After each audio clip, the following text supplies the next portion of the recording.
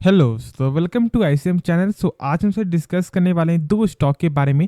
पहला आपका होने वाला है बजाज फिनसर्व और दूसरा आपका होगा बजाज फाइनेंस। तो हम दोनों को एक साथ ही बात करेंगे, यानी कि दोनों स्टॉक को एक साथ लेकर बात करेंगे। तो यार इस वीडियो को जरूर से अंत तक देखो, लेकिन उससे पहले इस चैनल को सब्सक्राइब कर सकते हो और इस वीडियो को लाइक करना यदि आपको ये वीडियो पसंद आए।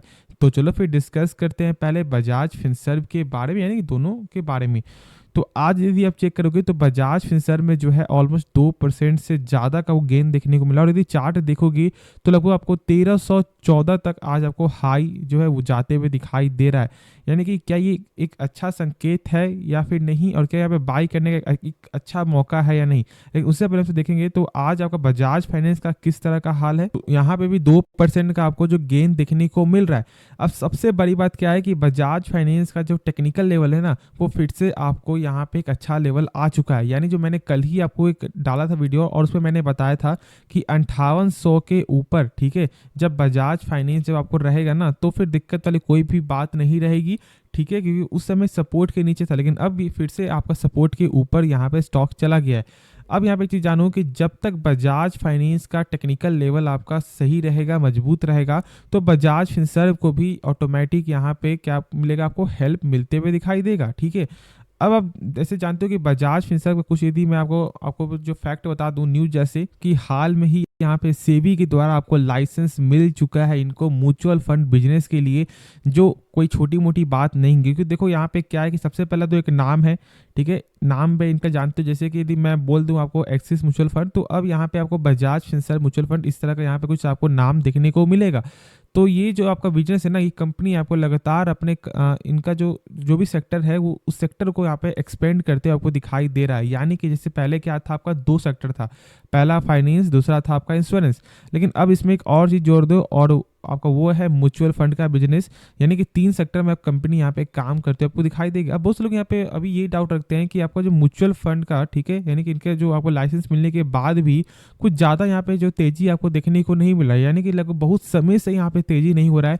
और बहुत से लोग हैं तो अभी एक और डाउट है कि कब तक ये स्टॉक आपका ऊपर जाएगा या फिर यहाँ पे पैसा उन लोगों का डूब जाएगा। क्योंकि देखो एक सर का जो कल ही लगभग आपको कमेंट कल परसों कमेंट आया था कि सर क्या यहाँ पे आपका बजाज फिनसर्व क्या ऊपर जाएगा या फिर यहाँ पे पैसा उनका डूब जाएगा। तो देखो मैं एक चीज़ बता दूं यहाँ पे, सबसे पहले आपका जो अभी जो इनका जो काम जो हुआ है ना, यानी कि जो ये आपका बिजनेस में जो आई है म्यूचुअल फंड बिजनेस में, वो फिलहाल अभी गेन देखने को नहीं मिला शॉर्ट टर्म में, लेकिन लॉन्ग टर्म में ये बहुत ज़्यादा आपको हेल्प करते हुए दिखाई देगा आपको। ठीक है, साथ साथ एक चीज़ मैं और बता दूं कि जो लोग यहाँ पे आप डर रहे हो कि क्या ये कंपनी डूब जाएगी, तो देखो एक चीज़ जानो कि कोई भी कंपनी डूबती है ना तो उसका पहले से आपको दिखने लग जाता है कि ये कंपनी आपको जो डूबने के कारागार में यहाँ पे आ रहा है। लेकिन ऐसा यहाँ पे बिल्कुल नहीं है। यदि आप इस कंपनी का थोड़ा सेल्स चेक कर लो कि यहाँ पे सेल्स आपका लगातार ही जो आपका बढ़ते हुए दिखाई दे रहा है। अब यदि आप ऐसा बोलोगे कि क्या सर क्या कंपनी डूब जाएगी, तो एक चीज़ मैं और यहाँ पे आपको बताना चाहूँगा कि जैसे अभी बहुत सारे जो स्टॉक है ना वो आपका ज़्यादा ही डिस्काउंट में मिल रहा है। जैसे यदि मैं आपको बता दूं यहाँ पे आपको विप्रो, ठीक है, विप्रो जहाँ पे 700 से टच करके जहाँ स्टॉक आया था वो अभी फिलहाल अभी आपका 360 और 370 के रेंज में देखने को मिल रहा है। और मैं यदि बता दूं आपको टीसीएस देख लो, 4 का स्टॉक था लगभग आपका और अभी फिलहाल 3100 में देखने को मिलता है। प्लस मैं आपको यहाँ बता दूं आपका इन्फोसिस, तो उसका भी इसी तरह का सेम हाल देखने को मिलता है। यानी कि देखो आईटी सेक्टर में प्रेशर है, तो कोई जब सेक्टर में प्रेशर रहेगा तो उस सेक्टर का लगभग सारा स्टॉक में कुछ ना कुछ प्रेशर देखने को मिलेगा। मतलब अब ये हमसे नहीं बोलेंगे कि यहाँ पे आपका विप्रो क्या आपको खराब कंपनी नहीं, विप्रो एक बेहतरीन कंपनी है।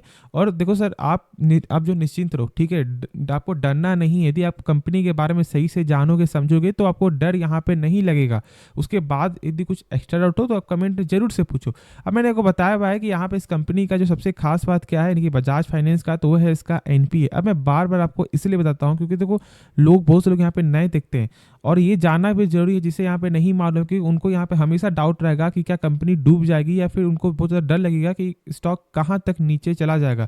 तो हम सबको वो तो डिस्कस करेंगे ही, क्योंकि हमसे यहाँ पे आपको जो टेक्निकल वाइज से भी चेक करेंगे, चार्ट भी चेक करेंगे। लेकिन पहले कुछ यहाँ पे जान लो कि देखो एनपी का मतलब आपका होता है नॉन परफॉर्मिंग एसेट। अब यहाँ पे देखो बता दूं आरबीआई के हिसाब से 3% से ज़्यादा नहीं होना चाहिए।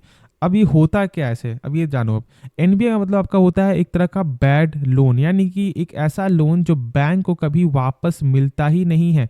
अब जैसे कि मान लो बैंक आपको लोन दे रही है और आपने जो है एक भी किस्त जो पे नहीं किया है 3 महीने तक, तो बैंक को तो ऐसा लगेगा कि उनका पैसा मिलना बहुत ही कम चांस है, यानी कि एक ना के बराबर ही है।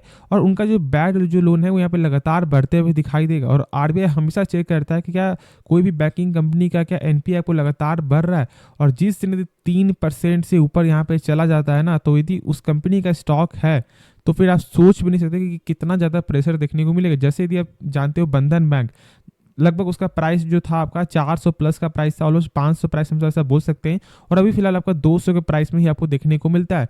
तो यही एनपीए की वजह से अभी इसका एनपीए सही भी हो चुका है, लेकिन उसके बाद यहाँ पे गिरावट है। तो एनपीए आपको जरूर समझना है, और मैंने शॉर्ट में आपको बताया है। और एक चीज़ होता है, और वो है इसका क्या, आपका CAR यानी कि कैपिटल एडिकेसी रेशियो। एक ऐसा रेशियो जो आपको ये बताता है कि जैसे कि मान लो जो कंपनी का, जो बैंकिंग कंपनी का लगातार एनपीए बढ़ते हुए दिखाई दे रहा है, यानी कि मान लो आपको चला जाता है 5%, 9%, 10%, तो क्या उनके पास जो है बैकअप कुछ मनी है या फिर नहीं।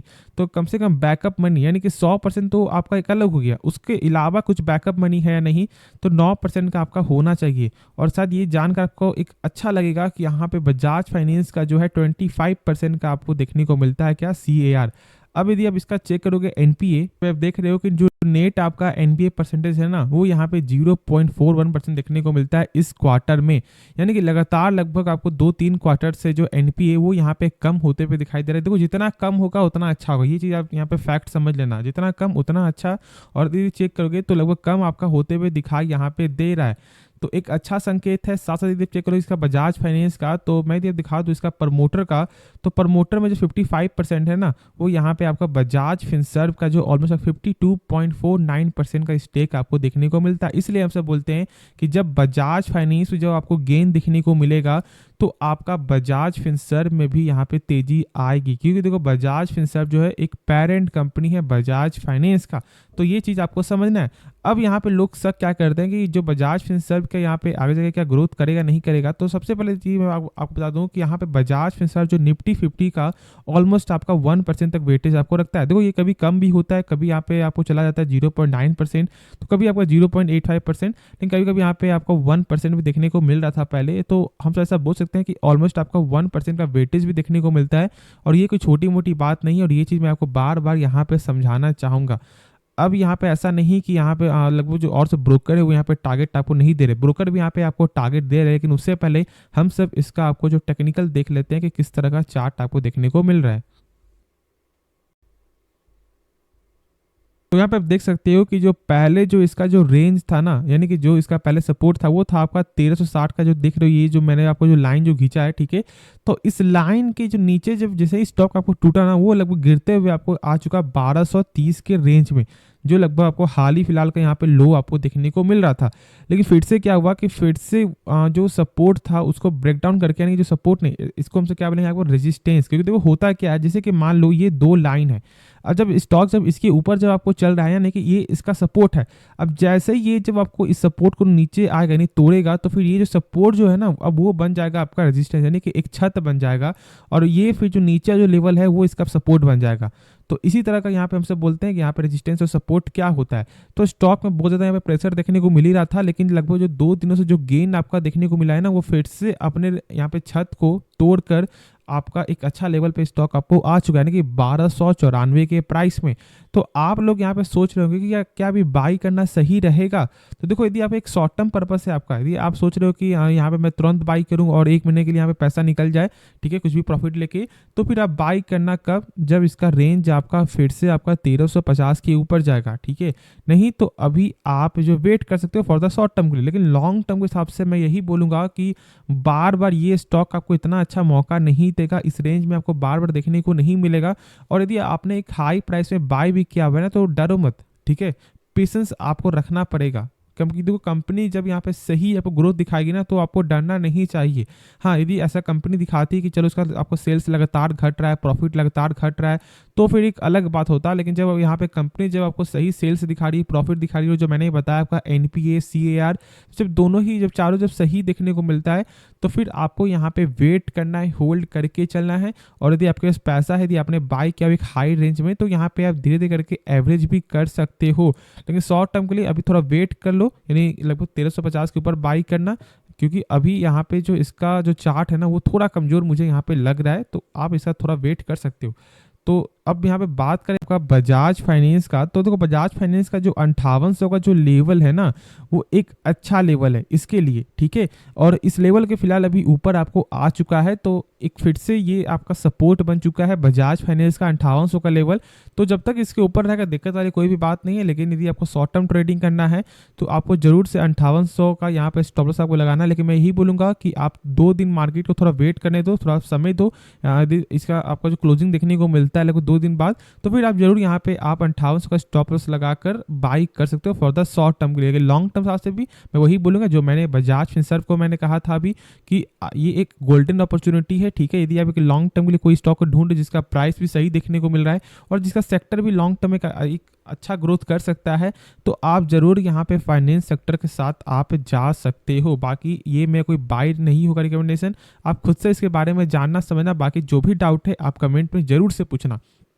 और एक डर है यहाँ पे लोगों का, और वो है यहाँ पे आपको रिलायंस इंडस्ट्रीज यानी आपका यहाँ पे जियो फाइनेंशियल, ठीक है। कि बहुत से लोग यहाँ पे डर रहे हैं, और तो यहाँ पे ब्रोकर भी आपको यही बोल रहे हैं कि यहाँ पे फाइनेंस का यहाँ पे एक अलग ये आपको सेक्टर बन सकता है, यानी कि एक अलग बादशाह बन सकता है। देखो समझो यहाँ पे एक चीज आपको बता दूं कि ऐसा कहीं नहीं होता है कि मार्केट का यहाँ पे एक ही प्लेयर हो, ठीक है। नहीं, मार्केट में जब 3-4 जब लोग होंगे ना तो ही फिर यहाँ पे कंपनी भी अपने हाई परफॉर्मेंस में काम करता है, और ये आप जानते हो। जैसे कि जब अभी फिलहाल चेक करो नायका का, तो क्या देखने को मिलता है कि नायका जो फिलहाल गिरावट हो रहा है ना, वो यहाँ पे उनका मार्जिन कम करना पड़ रहा है, क्योंकि तो यहाँ 2 बड़े बड़े जायंट कंपनी है और उसके कारण। लेकिन तो बजाज फाइनेंस ऐसा नहीं है, यहाँ पे बजाज ग्रुप के पास जो है कैश की कोई भी कमी देखने को मिलता भी नहीं है। और आप जानते हो कि यहाँ पे इसलिए बजाज यहाँ पे ग्रुप जो है ना वो जाना भी जाता है कैश के कारण। तो मेरा यही आपका होगा कि आप जो है इतना ज़्यादा पैनिक मत हो और इतना दूर का आप मत सोचो, ठीक है। जो फिलहाल करेंट चल रहा है उसके बारे में ध्यान दो, और फिलहाल जो करेंट में कंपनी आपको सही ग्रोथ आपको दिखा रहा है, यदि ऐसा कुछ होगा तो हम सब यहाँ पे शेयर करेंगे आपके साथ। तो तब तक यदि कंपनी जब सही ग्रोथ दिखा रही है तो स्टॉक में आज ना कल आपका गेन देखने को मिलेगा, तो आप निश्चिंत रहो, होल्ड करके चलो। और यहाँ पे जो मैंने बता दिया शुरू से ही, और मैं आपको फिर से बता दूँ कि यहाँ पे बजाज फिनसर्व को जो टारगेट जो ब्रोकर दे रहे हैं ना वो यहाँ पे 1625 और 1650 का टारगेट है, जो यहाँ पे शेयर खान ने और आपका ICICI डायरेक्ट ने यहाँ पे टारगेट दिया है, ठीक है। साथ साथ यहाँ पे आपका बजाज फाइनेंस का जो टारगेट है वो यहाँ पे 8100 का आपका जो केआर चौकसी का है, और लगभग आपका जो 7300 का जो टारगेट है वो यहाँ पे देखने को मिलता है एक्सिस से। तो ये जो 2 जो टारगेट है वो एक अच्छा टारगेट देखने को मिलता है। लेकिन मेरा यहाँ पे शुरू से एक मानना है कि आप ब्रोकर के हिसाब से कभी भी स्टॉक को बाय या सेल मत करो, खुद से एक बार जानो। तो चलो, होप इस वीडियो में आपको समझ में आ गया होगा। बाकी इस वीडियो में यदि कुछ भी सीखने को मिला जरूर से इस चैनल को सब्सक्राइब कर सकते हो, और इस वीडियो को लाइक करना यदि आपको ये वीडियो पसंद आए। तो मिलते हैं नेक्स्ट वीडियो में, तो तब तक के लिए धन्यवाद।